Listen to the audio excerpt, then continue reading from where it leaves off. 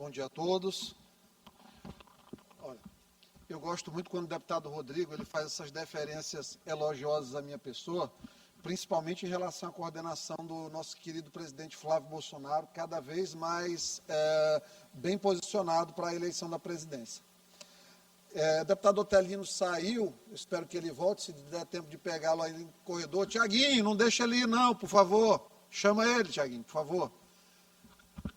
Para não dizer depois que não falei das flores. Eu vou desenhar aqui. Os processos e vou desenhar a perseguição.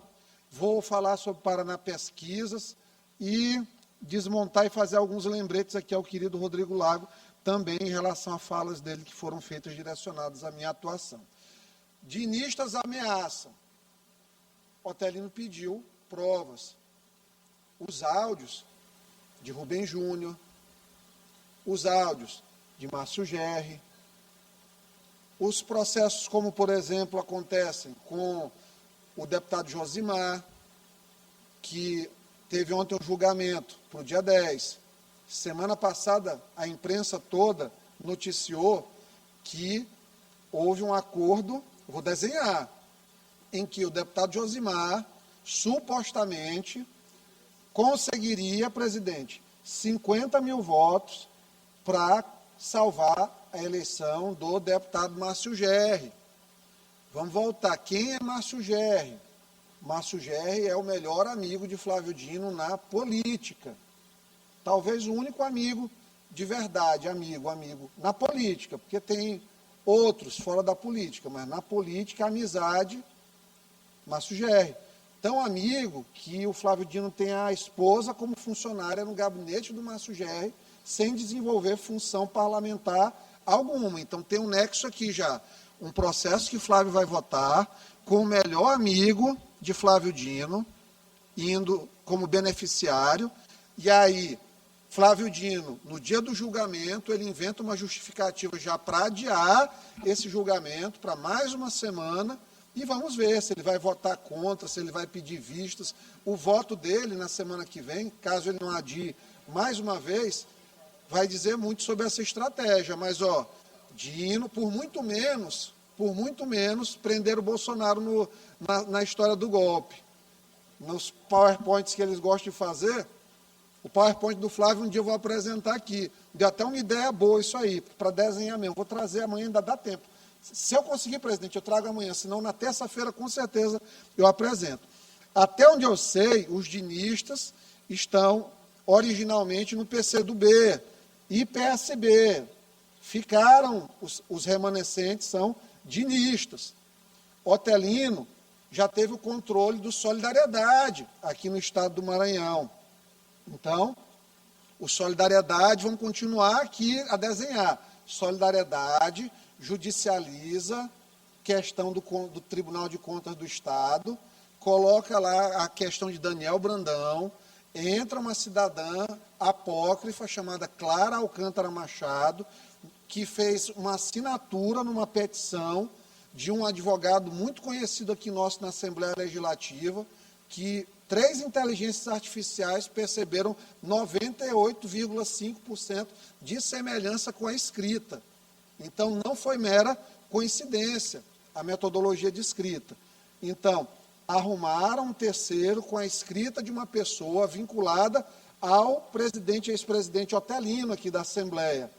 Nesse processo, a coisa foi tão maluca e fora do devido processo legal que o condenado pelo assassinato misturaram com a questão da eleição e desentranharam um processo, e esse processo corre em sigilo. Sigilo. Então, está lá de novo. As vagas que foram vistas por Rubem Júnior para serem devolvidas em troca da eleição de Colinas e Barreirinhas, presidente, elas até hoje estão paradas lá, não respeitando o razoável duração do processo. Por que o ministro Flávio Dino faz isso? Por que o ministro Flávio Dino adia o julgamento de Josimar? Por que aparecem nas conversas de imprensa 50 mil votos para o empregador da esposa do ministro? É feio isso aí. Deveria, sinceramente, quem ganha aí 40, 50 mil reais, como o o Flávio Dino não precisaria disso aí para custear a sua vida. Até porque acredito que tem a pensão também de ex-governador. Então, vamos lá. Otelino quis descredibilizar aqui a Paraná Pesquisa, dizendo que errou na pesquisa do segundo turno. Otelino se equivocou, mais uma vez. Como já se equivocou várias vezes. Paraná Pesquisa deu 50,4% para Lula, 49,6% para o Bolsonaro. Dentro da margem de erro, acertou e ainda colocou o Lula na frente. Então, Otelino descredibiliza o Instituto de Pesquisa, que até hoje é sério. Diferente do que eles, dinistas, usavam aqui para colocar o Rubem Júnior com 17% na eleição de prefeito de São Luís, né? Quando eles colocavam que o Duarte ia ganhar do Braide no segundo turno de 2020. Então, assim, tem uma diferença dos modos operantes, mas, em geral, a mamãe sempre me disse, meu filho, cuidado, aponta o dedo, voltam 4 para você. Então, normalmente é isso, acuse-o daquilo que você faz. Falar aqui do Felipe Camarão, pessoalmente eu gosto muito do Felipe, politicamente não tenho condição nenhuma de caminhar com ele. O Júlio Mendonça não está mais aqui, ele me cobrou falar em relação à questão do secretário, eu ainda estou apurando a situação com detalhes, até porque é uma pessoa que, uma acusação dessa, tem muita implicação sobre a vida pessoal, mas em momento que tiver mais evidências ainda, irei me pronunciar. Mas, como eu disse a Júlio, Júlio, é estranho, vocês, dinistas, hoje, falaram sobre o Maurício, mas quando a deputada Mical foi humilhada com a exposição dos áudios, das mensagens, quando a deputada Mical foi humilhada aqui na Assembleia Legislativa, com a exposição daquelas mensagens, foi defesa do Felipe Camarão. Então, a contradição, ela é muito evidente. Aí, Otelino perguntou, quais escândalos do STF? Brincadeira, né, Otelino? Banco Master, Resort Taiaiá, minimamente, só isso aí, só o que está acontecendo aí já mostra o nível. Pô, degustação de uísque Macallan. Milhões de reais numa degustação de uísque, onde estava o bunda mole do procurador-geral, o Xandão, Lewandowski e, salvo engano, o Toffoli estava também. Isso aí era coisa para cair em todos. Se não tivesse um monte de bunda mole no Senado também, muito provavelmente isso aí já teria iniciado um processo de impeachment. O que deixa no ar, qual que é a história do deputado Otelino? Porque ele pergunta, quem que ameaçava aqui o Liame com o Flávio Dino? Gente, Galdino visitou gabinete aqui na Assembleia para eleição da Assembleia. O André Fufuca não tem coragem de tirar o Galdino de lá para não desagradar o ministro. Então, está mais desenhado, precisa desenhar mais do que isso, o que está acontecendo aqui. Eu acho que o que eles se zangaram com a história, o Otelino ficou chateado, é que o que eles pedem, porque assim, eles podem chamar os outros de candidato de proveta. Eu não posso chamar o Partido dos Trabalhadores de carniça. Uma pessoa jurídica não pode ser falada. A pessoa jurídica agora tem até honra subjetiva. É uma nova modalidade dentro do direito. Aí, o Orleans, ele tem que ser considerado candidato de proveta, que é uma célula onde o sistema nervoso não tem nem ainda o desenvolvimento, não teve mórula, gástrula, blástula, neuroembriogênese, não teve nada. E aí, não, está tudo bem, ninguém se zanga quando chama a pessoa de proveta.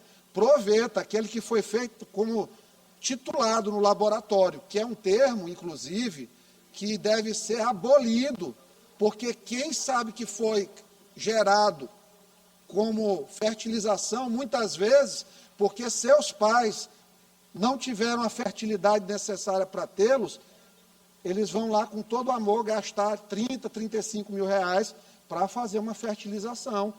E a pessoa que cresce sabendo disso, brincando que é um bebê de proveta, ela sofre. Isso é um bullying. Mas bullying da esquerda é do bem. Bullying dos dinistas é sempre moralmente aceitável. Mas eu sei o que eles estão chateados.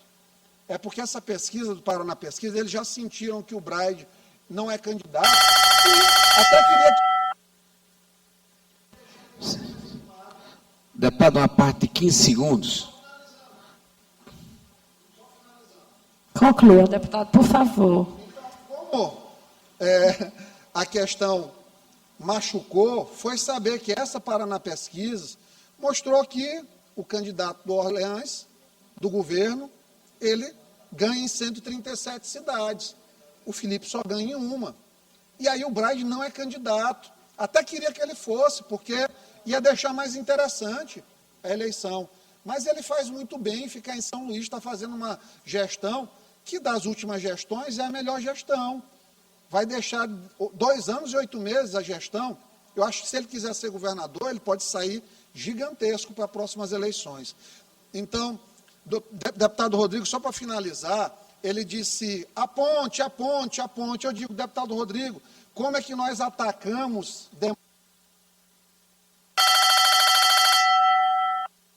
15 segundos sobre a pesquisa.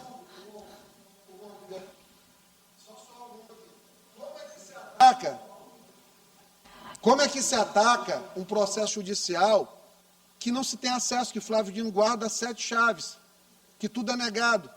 Como se, por exemplo, o jornalista Luiz Pablo ontem, que recebeu uma visita da Polícia Federal, sigiloso o processo de Alexandre de Moraes, como que se enfrentam questões como o inquérito das fake news do fim do mundo, que já dura 7, 8 anos no nosso país. Como é que se enfrenta tanto absolutismo judicial? Deputado Antônio, se o presidente permitir. Para encerrar, por 15 favor. 15 segundos, senhor presidente. É sobre a questão da pesquisa.